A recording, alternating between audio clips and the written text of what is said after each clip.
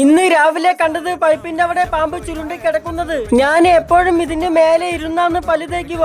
ശേഷം അടുത്ത വീട്ടിലെ വലിയച്ഛനെ വിളിച്ചു. വലിയച്ഛൻ അതിനെ കൊന്നു. വലിയച്ഛൻ കുറെ കാര്യങ്ങൾ പറഞ്ഞു. ചൂടുകാലമായതിനാൽ പാമ്പുകളൊക്കെ തണുപ്പുള്ള ഭാഗത്തേക്ക് വരും, അതുകൊണ്ട് സൂക്ഷിക്കണമെന്ന് പറഞ്ഞു. ഞാൻ വിചാരിച്ചു വീട്ടിലെ തണുപ്പുള്ള ഭാഗങ്ങളൊക്കെ വൃത്തിയാക്കാമെന്ന്. ഞാൻ വേഗം പോയി ഉപയോഗിക്കാത്ത ഒരു ട്രൗസറും ഷർട്ടും എടുത്തു പണി ചെയ്യാൻ വേണ്ടി. അപ്പോൾ ഇന്ന് ഇതാണ് ഞാൻ വൃത്തിയാക്കാൻ പോകുന്നത്. ഇത് മീൻ വളർത്താൻ വേണ്ടി കെട്ടിയതാണ്. ഇപ്പോൾ ഈ ഭാഗത്തേക്ക് തിരിഞ്ഞു പോലും നോക്കുന്നു.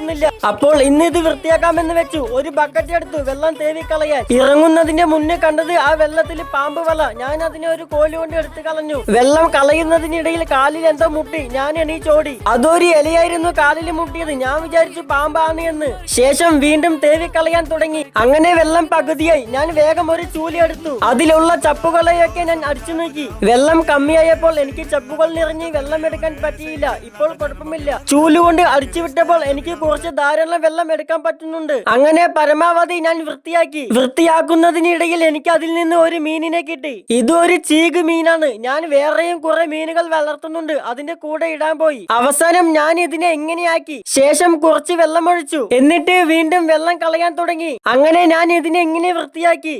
ഇനി ഈ കുഴിയിലേക്ക് 3 ബക്കറ്റ് മണ്ണും കൂടി ഇട്ട് കുഴി അങ്ങ് മൂടണം. അങ്ങനെ ഞാൻ ആർട്ടിഫിഷ്യൽ ലെഗ് ഇട്ടു. വെള്ളം കളയാൻ ഉപയോഗിച്ച ബക്കറ്റ് തന്നെ എടുത്തു, ഒപ്പം ഒരു കൈക്കോട്ടും. ശേഷം ആദ്യ ബക്കറ്റ് കൊട്ടി. അത് കഴിഞ്ഞ് രണ്ടാമത്തെ ബക്കറ്റും കൊട്ടി. ശേഷം മൂന്നാമത്തെ ബക്കറ്റിന് വേണ്ടി മണ്ണെടുക്കാൻ പോയി. അങ്ങനെ മൂന്നാമത്തെ ബക്കറ്റും കൊട്ടി. ഞാൻ അതിനെ നല്ലപോലെ ചവിട്ടി താഴ്ത്തി. ഒടുവിൽ ഞാൻ അതിനെ എങ്ങനെയാക്കി എടുത്തു. ഇനി ഏത് പാമ്പ വരുക എന്ന് എനിക്കൊന്ന് കാണണം. എല്ലാം കഴിഞ്ഞപ്പോൾ ഞാൻ ഭയങ്കര ക്ഷീണിതനായി. ജിമ്മിന് പോയി വന്നതിനു ശേഷം സ്വസ്ഥമായിട്ട് ഉറങ്ങാമെന്ന് വിചാരിച്ച ഞാന് പണിയിൽ പെട്ടുപോയി.